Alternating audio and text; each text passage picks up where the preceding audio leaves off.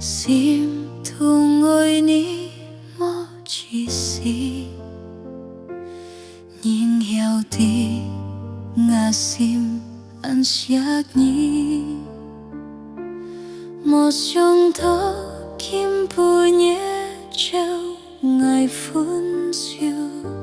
trôi á bụi tít ngã khai cho tuổi nhí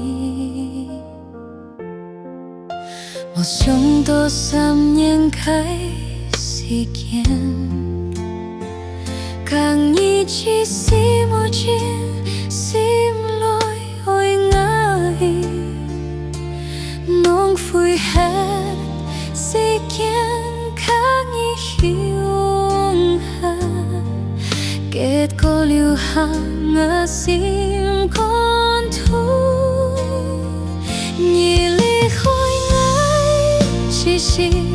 ngã mốc chỉ mùi nhịp tiêm liu chưa thi siêu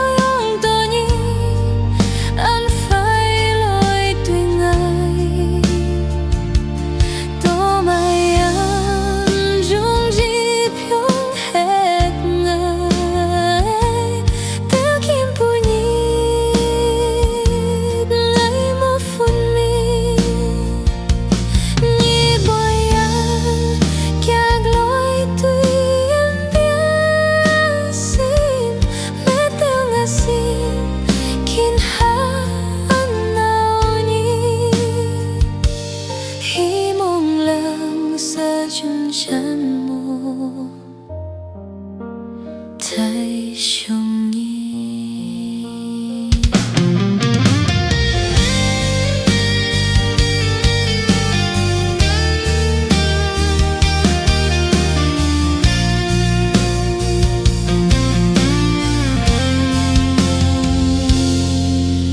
xin thung ngồi nhí một chỉ xin nhìn hiểu thì ngã sim ăn xa nhí một trong đó kim bù nhé treo ngày phú siêu trôi á bụi tít ngã khai cho tuổi nhí một trong đó xăm nhân khai si khen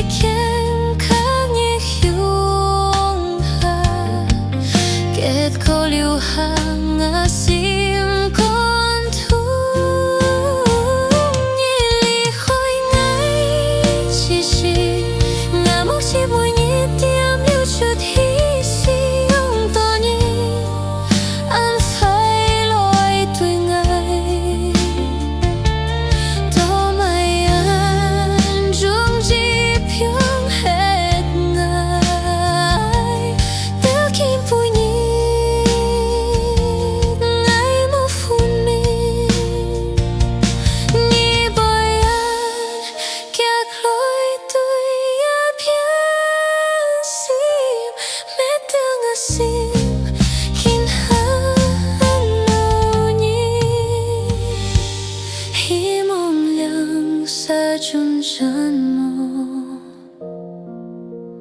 thấy chung nhi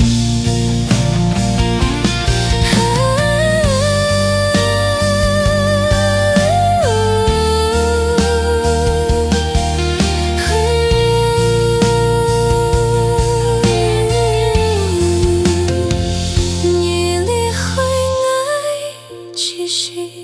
ngã mốc chỉ mùi nhị tiêm liu chút thi siêu tỏ nhị an phải tuổi ngài tô mai an chung di phiêu hết ngài tiêu kim phu nhị ngài mô phun mi nhị bồi an các lối tuổi ai biết sim mẹ tương à sim kin ha nâu nhi hi mong lăng xa chun 山。